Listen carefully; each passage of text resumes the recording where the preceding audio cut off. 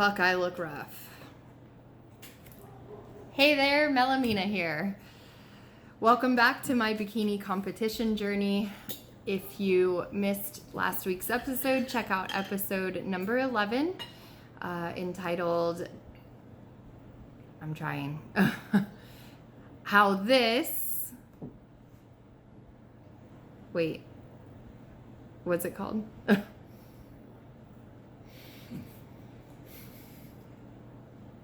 Hold on. Episode number 11. I can't think of it right now. I'm really sorry. This is episode number 12, Hanging by a Thread. And I'm here to let you know what that means. So thanks for joining me. And I was supposed to be doing another check-in, a bi-weekly check-in with my coach this week. But unfortunately, that is not going to be happening. I'm going to push it for another week or so. And that's because my world has basically exploded. And I'll just go in chronological order. So I have been, I came back to El Paso to visit my dad. He called me. We talked on Father's Day. I called him. And he expressed to me that he was done. He was tired and he was just sick of all the everything.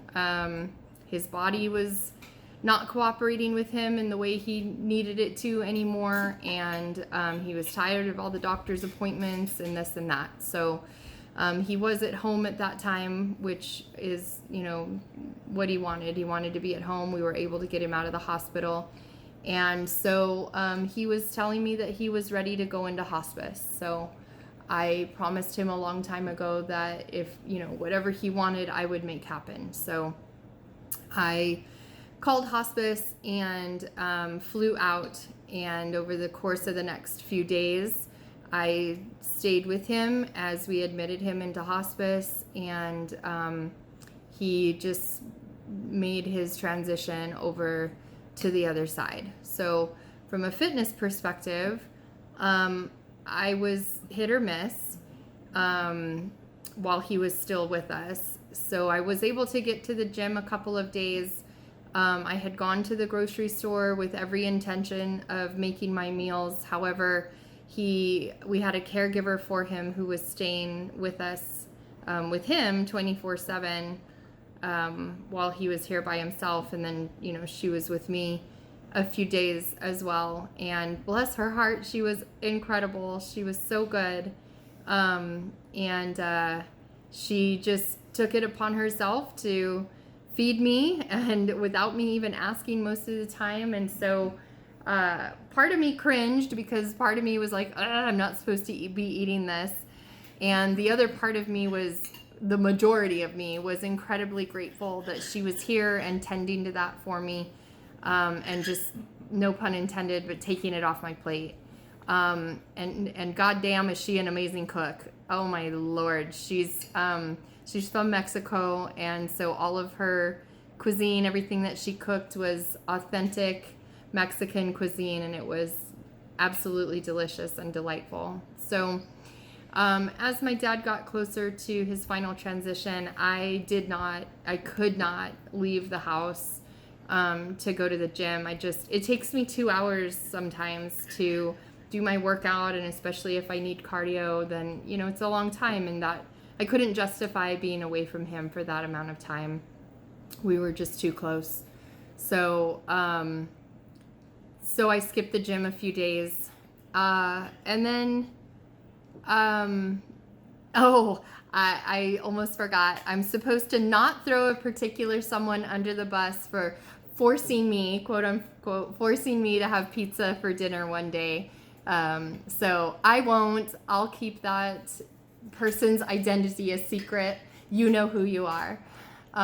She definitely did not force me. I mostly willingly, honestly, it was just easy, so we grabbed it. But yeah, so then I was able to be there with my dad when he took his last breath, and for that I will be ever forever grateful that I was there, that I was able to be by his side and hold his hand.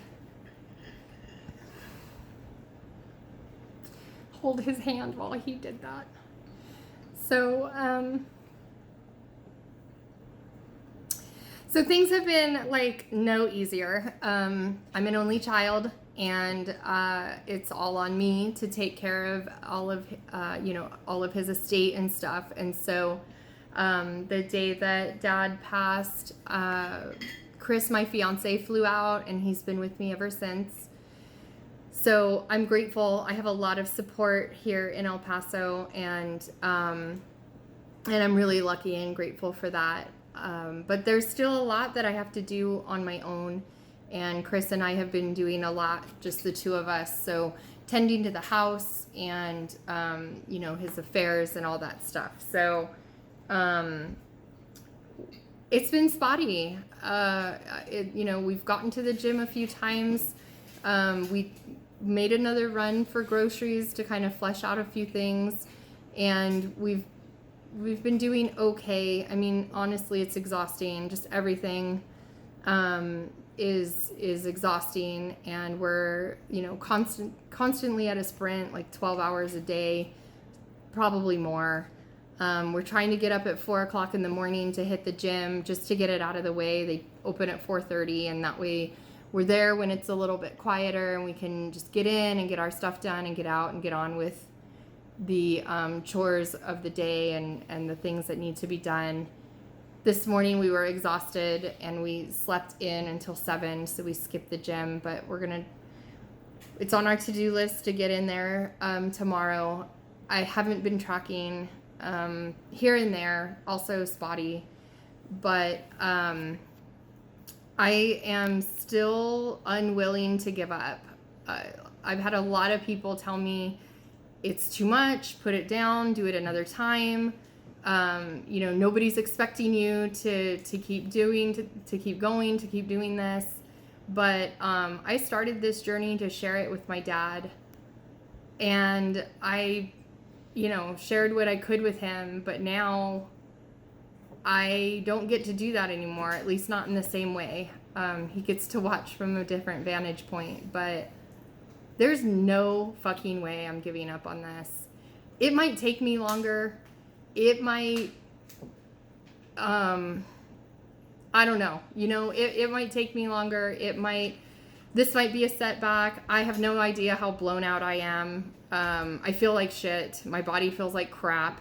Everything hurts. I'm exhausted. My heart hurts. We've been moving books and heavy things and whatever. So in a way, thank God I've been lifting weights. But there's no way I'm stopping. The perfectionist side of me is really upset that I'm, not being perfect, but I'm also practicing having a little bit of grace. And I'm doing what I can where I can, and sometimes it's just too much, and I do just need to grab a beer and a burger and be done. But yeah, I'm not gonna give up. I'm not gonna put it on hold. I am not gonna quit completely. I am not gonna do this another time. The time is now. And through thick and thin, through hell, and whatever, I'm going to make this happen. Like I said, even if it takes me longer than I originally intended, that's fine. My coach is being amazing. She's being so understanding, and I know that she'll get me through it on the other side. And that's just it. That's all there is to it. So, yeah, that's where we're at. And this is real life, and we're just gonna carry on. So anyways, thank you so much for watching. Thank you for being on this journey with me, and hopefully one of these days I'll have something exciting to share. I am still getting married. That's still happening. So yay. Hopefully soon we'll have some lighter, more fun, happy topics to chat about. But for now, I mean, this is it. So again, thank you so much for following along, for liking, sharing, and subscribing. And I will see you next time. Bye-bye.